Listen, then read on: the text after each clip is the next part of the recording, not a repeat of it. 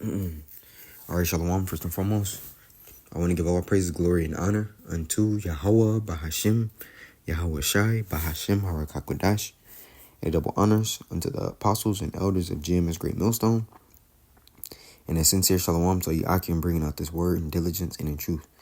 As you see here, this article is from endtimeheadlines.org, and it reads, Top AI Investor warns goal is to crash human wages in order to bring economic utopia.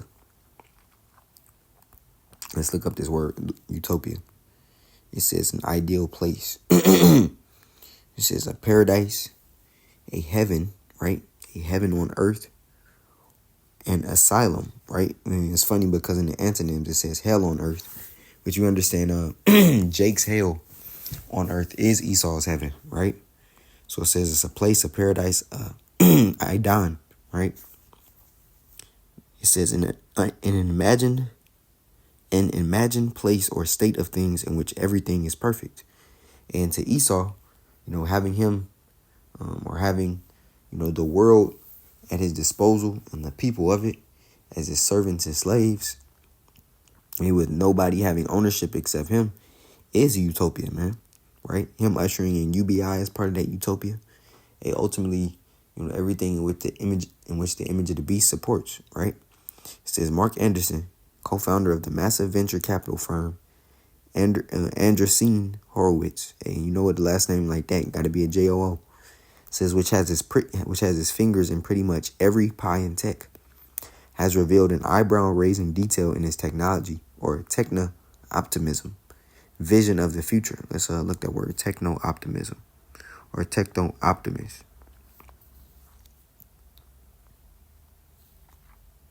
All right, here we go. It says techno-optimist is someone who believes that technology is the solution to all problems and that technologically progress is beneficial to society. They believe that technology is the driving force behind wealth and happiness, right? So ultimately, we understand that Esau is trying to do what? He's trying to set up the MOTB to be the next big push, right? Because we're coming into a technocracy, a government in which, the tech is going to rule over you, man. And here it is. Esau puts these cameras, everywhere for quote unquote surveillance. And they're only getting more advanced to the point where you have facial recognition within them. And we also understand he wants to build up these smart cities, which is even more of a surveillance. And then on top of that, a 15-minute cities within this smart city, man, right? So he wants to be able to measure when, where, how, why, and be like the Most High, man. Matter of fact, before I grab this, let's go into the book of Second Esdras. It's like a 2 Thessalonians 2, right? Because this is part of Esau's God complex, man. Believing that he is and nobody else is, right? And that's the mind state of this place, man. This Second Thessalonians 2 and 3 said, let no man deceive you by any means, for that day shall not come away. It's like, for that day shall not come, except there come a falling away first, and that man of sin be revealed, the son of perdition.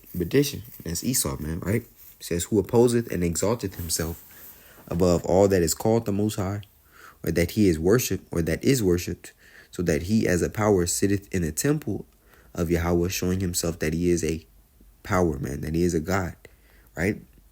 And we understand that he wants to do this because he wants to usher in that NWO, man. He wants to have everyone dependent upon him on his system. So so he will be like the Most High, man. He wants to be omnipotent. He wants to be omniscient, He, the big brother in the sky is what they say, through surveillance. He wants to know what you're doing at all times. He wants to know the intent of the heart. Just like Yahweh Shai knows the intent of the heart, he wants to know why, right? He wants to be able to control and delegate how and where you're living, man. And to be able to cut off access from certain things that you want to do as well. Right? This is what it's about. And then in on top of that, he wants to make sure that you're economically a slave still. Right? What these people always talk about financial freedom, there is no financial freedom if you're using his money. right? If you're under his system, you can't be financially free because you're under his system, man. His system was created and used to suppress. That's why with the whole 19, when everything happened, what did it do? It cut out the middle class, the small businesses, families who probably had that business for 3, 4, 5, 6 generations, however many long. That was wiped out. To what? The middle class now became poor. The millionaires became billionaires, right? So all that money, the supply chain, and the supply and demand of all these different products, it left out the small man, right?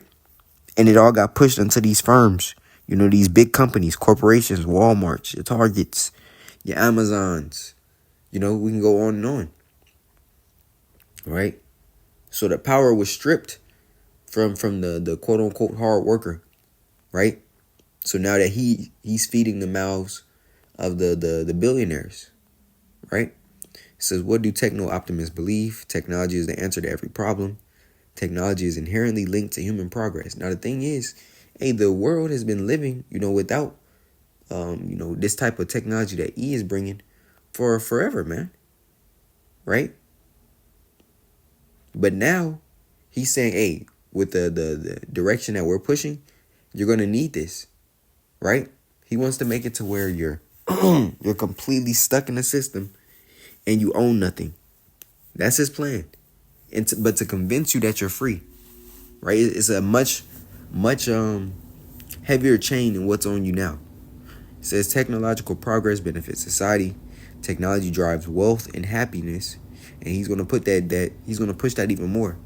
If you're not on this new wave, so to speak, then you're not pushing for your economic security for your family, right? Now, let's go into Revelation.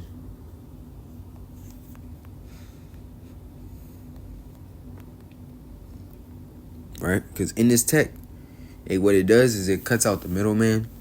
And on top of that, the ability of Jake being a hustler, man, always having a hustle, to get by. Esau is cutting out all of that, man. This is Revelation 13 and 16. And it reads, and he calls it, matter of fact, I'm going to start at 15. 15. It says, and he had power to give life unto the image of the beast, that the image of the beast should both speak, and cause that as many as would not worship the image of the beast should be killed, right? And E is pushing, that image of the beast hard, man, right? Because he's tired of people having opinions. He wants everyone under one system, one thought. And he doesn't want a nation of thinkers. He wants a nation of workers. And really to the point where he doesn't even want a nation of workers anymore. He just wants a nation of sheeple, right? Because AI is about to cut out so many workers. Here it is. Trump just said, this new AI plan that we have installed, is going to create 100,000 jobs. While it's taking away 5 million, though. See, and people don't even understand that. They just hear, creating jobs, but don't understand the effect of that particular job cutting out in the long run, you. It's cutting out what you used to do. So now what? He's going to usher out a UBI, Universal Basic Income, to now tie you in and be able to cut you off whenever he feels the need to. Why? Because you aren't physically working. We're just giving you the stipend so you could continue your life. But go outside of the bounds that we said, and we're just going to cut you off. Cut you out of society. Right? It says, and he had power to give life unto the image of the beast, that the image of the beast should both speak, and cause that as many as would not worship the image of the beast should be killed. And he calls it all, both small and great, rich and poor, free and bond. That's everybody, man. Right? Small and great, whether that be socio-economic status, whether that be social class, such as celebrities versus the quote-unquote regular citizen. Right? It says rich and poor. There you go. The wealthy to the destitute. It says free and bond. Those are who behind bars versus those who are walking in society and don't know they slaves too. It says to receive a mark in their right hand or in their foreheads. A physical mark, man. The word there is charagma. Salaki.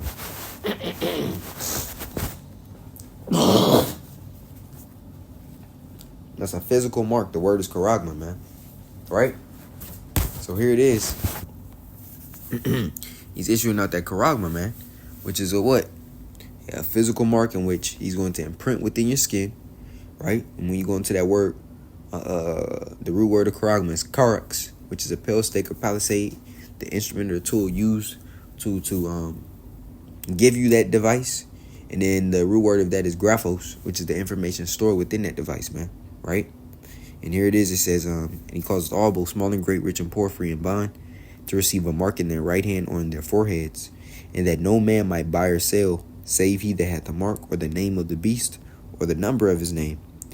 Here is wisdom. Let him that hath understanding count the number of the beast, for it is the number of a man, and his number is 603 Right now goes into Chi Psi stigma, man. Right, which stigma, when you go into it, representing basically, it's a badge of servitude of those who basically follow the anti-anointed, man.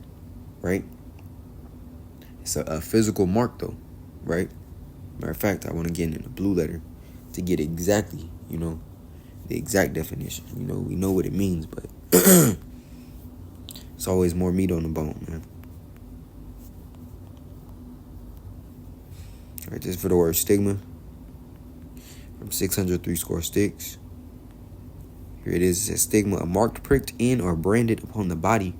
To ancient Oriental usage, slaves and soldiers bore the name or the stamp of their master or commander, branded or pricked, right, cut into their bodies to indicate what master or general they belong to, ownership, right? And there were even some devotees who stamped themselves in this way with the tokens of their gods. Same way Jake's still getting branded for these Greek fraternities. It's the same type of thing, man. But in this one, and you take this, and Yahweh Shema Shah is going to bring forth the thermonuclear destruction upon you. It says the movement ideology includes unfettered free speech, right? Which we understand he is going to take that away. He's just giving the illusion of, oh yeah, we want you to say this. But what he's going to do is he's also going to incriminate you by saying whatever you're saying against what he is setting forth as truth, right? It says anti-mainstream media, and majority of America now, aren't believing what's coming out in the mainstream media, right? So that's secondary news. It says deep skepticism of DEI, political correctness, and elite consensus. Now, let's go back. Oops.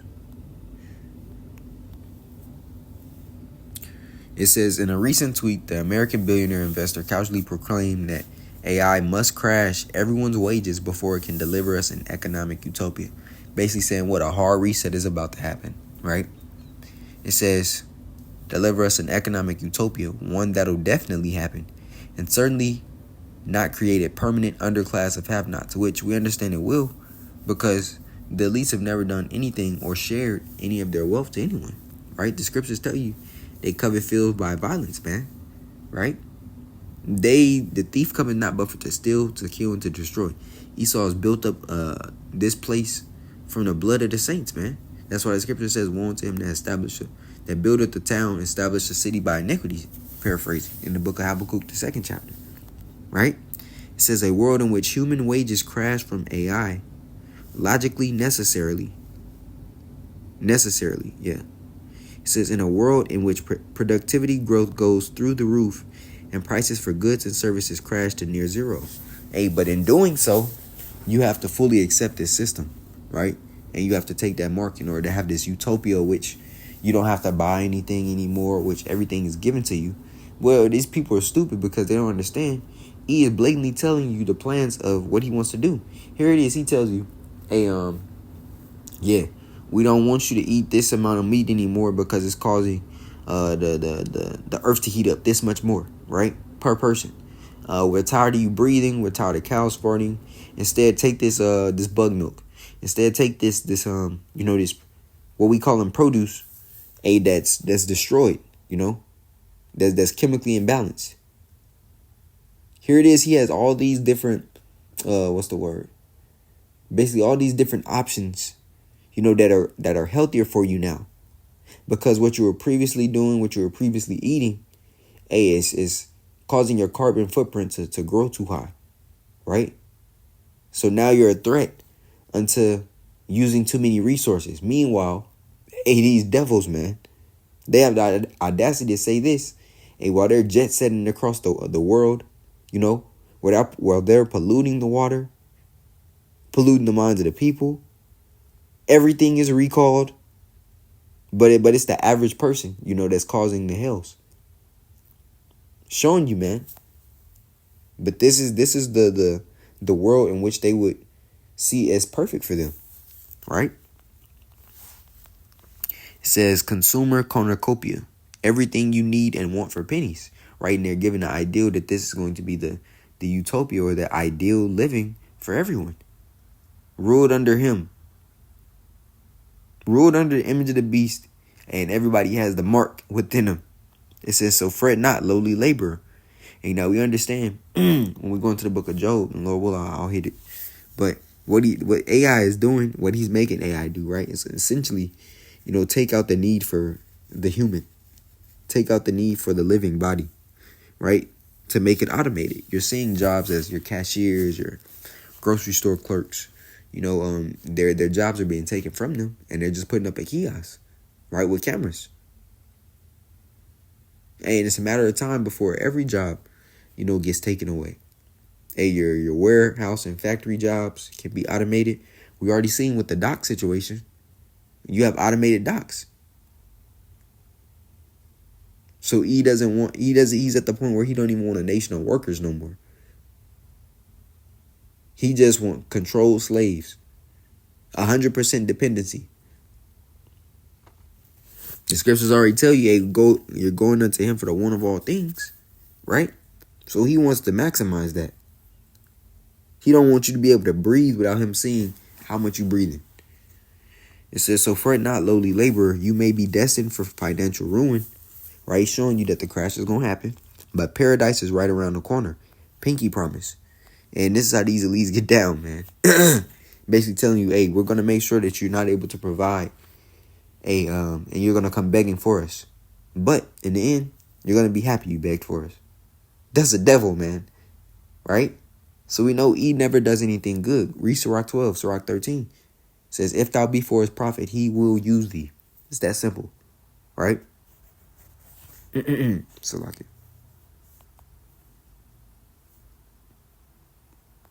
This is, so fret not, lowly laborer. You may be destined for financial ruin, but paradise is right around the corner. Pinky promise. This is coming from the book of Psalms. It's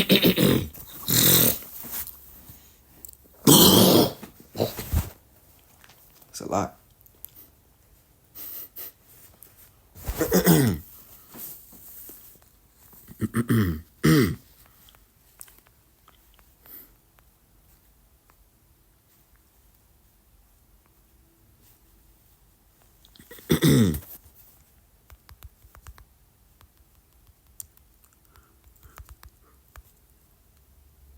Here we go.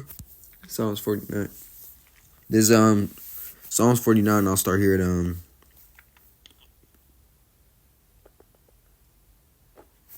I'm just start at the point 11. It says, their inward thought is that their houses shall continue forever, and their dwelling places to all generations. They call their lands after their own names, right? Because in E's head, he doesn't feel like he's going to be taken down. So the agenda in which he wants to establish, and he's looking at plans, 50, 100 years down the line, where the man and the machine merge, right? Hence the whole transhumanism thing, right? Is literally merging you with his tech to where it's a normal thing, right?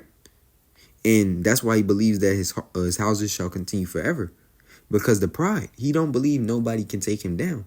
And really, if it's not for Yahweh Shem Shai, he wouldn't be taken down. But this devil has gotten so proud that he don't believe that the Lord himself can do it, right? So because the thing about this is, a lot of people are going to rebel, right?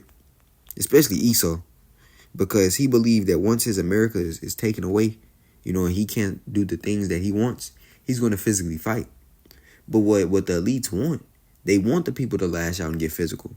Because then that comes the correction, right? That comes the military, that comes the sleeper cells, hey, that comes all these different pseudo T attacks, man, right? Because when fear causes confusion, right? And when you have so many, events coming at you at one time, it's going to disrupt, the people trying to fight against him, because then they're going to look for him for help, right?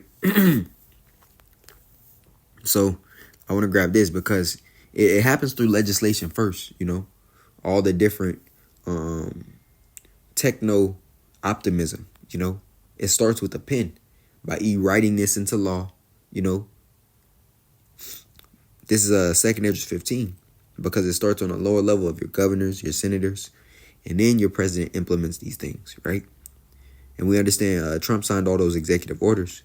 This second interest 15, and I'm going to start at 15. It says, so for the sword and their destruction draweth nigh, and one people shall stand up and fight against another, and swords in their hands. For there shall be sedition among men, and invading one another. They shall not regard their kings nor princes, and that's because these laws are going to be passed in your states, right? It says, so these people are going to lash out to their local government, man, believing that they sold him out. And he is going to fight. That's just how he gets down. He was blessed with the sword. So he's not just going to allow everything to be sweet. It says, they shall not regard their kings nor princes, and the course of their actions shall stand in their power. Right here goes the checkpoints. It says, a man shall desire to go into a city and shall not be able. For because of their pride, the houses shall be troubled. Thus like the city shall be troubled, the houses shall be destroyed, and men shall be afraid. A man shall have no pity upon his neighbor, but shall destroy their houses with the sword, and spoil their goods because of the lack of bread and for great tribulation. And we're soon there, man. We're soon there, right? So he is telling you we're about to crash it. The people are going to fight against it. And then he's ultimately going to have the people in a position where they're going to beg for his help, beg for his responses, right? And at that point, once he's dangled the carrot in your face for so long, the people are going to bite it, right? And once you bite it, it's over for you. Because that's you completely confiding or trusting. As the scriptures say, he that trusteth in an unfaithful friend is like a ankle out of joint, a foot out of joint, and a tooth that's broken, paraphrasing. Right? Now I want to grab this as well. Matter of fact, I'll grab it in the blue. It's coming from the book of Job.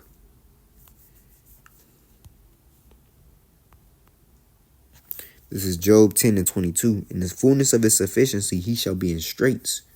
Every hand of the wicked shall come upon him. Right now, wicked isn't speaking about, it's Edom is speaking about the workers.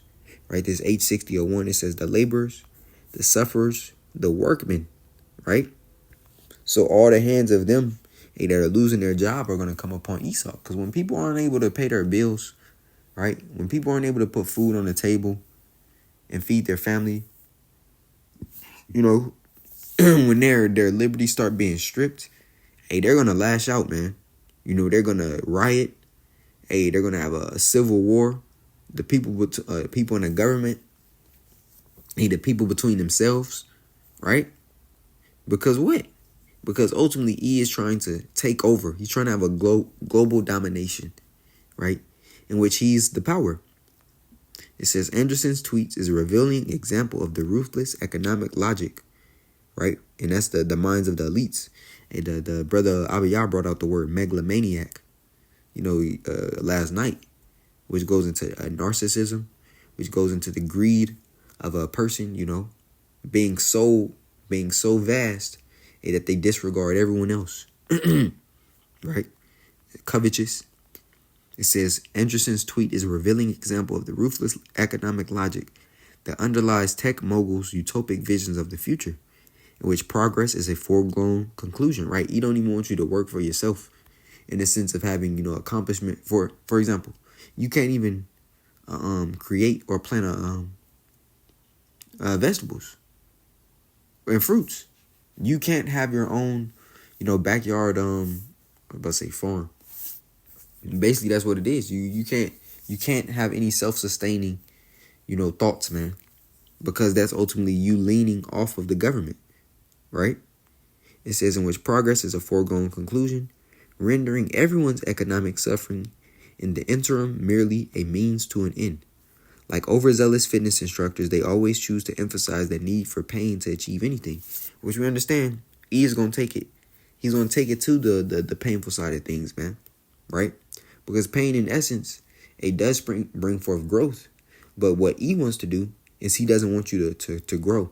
He wants a system to grow, and then you be contained within that system, right? Says the author of the Techno-Optimist Manifesto, Anderson also embodies how these brutal economic paradigm shifts are dressed up as a benign rhetoric.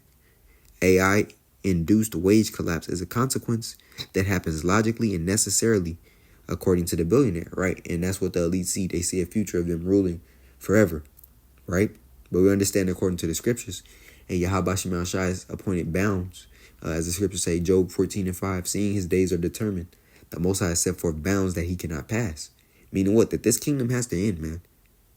These two horns like a lamb, but speaking as a dragon, they have to be destroyed, man. And the only person that can do that is Yahweh Shai.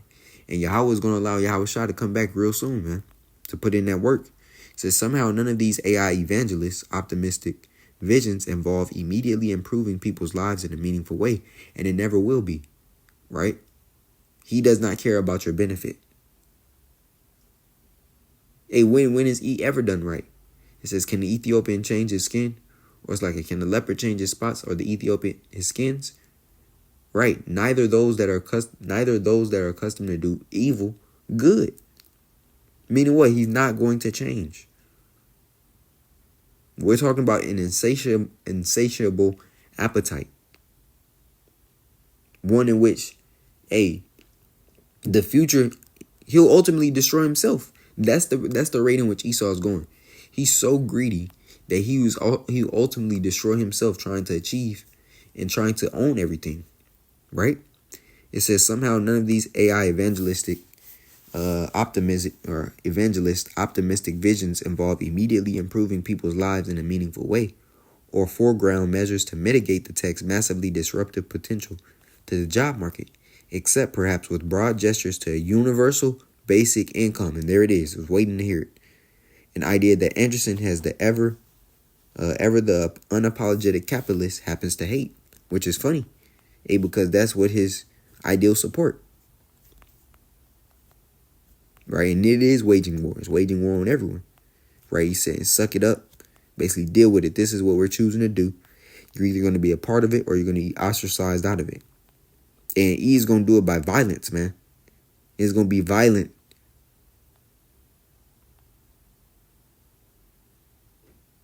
It says, above all, many of these ultra-rich tech types, like Anderson, can't help publicly fantasizing about punishing the poor. It says, Larry Ellison, for instance, co-founder of the software outfit Oracle, drilled about how AI would supercharge the surveillance state, ensuring that citizens will be on their best behavior. Meanwhile, they behind the scenes causing all the havoc, right? It says, when asked in an interview about AI killing creative jobs, it says the chief technology officer Miria Maradi glibly suggested that those jobs shouldn't have been there in the first place. Basically saying people should have been destitute, right? Should have been on the system even faster. It says, with such seething contempt towards their employees, it makes sense why all the richest people in the world are suddenly throwing ungodly amounts of money at technology to automate the jobs of the rank and file. And that's the point, man.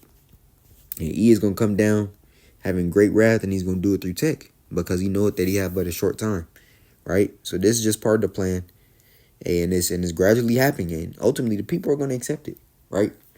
It starts with updates and cookies, that you accept, to now having the new tech being displayed by your favorite TikToker, or some social media, influencer, man, to your favorite basketball player or athlete endorsing it. And then guess what? Everybody's on the same mind. Everybody's on the same wavelength. One mind, one nation. Nobody thinking for themselves. Free speech being eliminated. This is how he wants to control. And ultimately, he's going to get it to a point where it's going to be controlled. Hey, but it won't be it won't be finished, right? All his plans won't come to fruition, man, because the Lord is going to disrupt them and is going to destroy. So that's the point. Lord willing, this lesson was edifying. I want to give all praise, glory, and honor unto Yahweh, Bahashim, Yahushai, Bahashim, Harakakodash.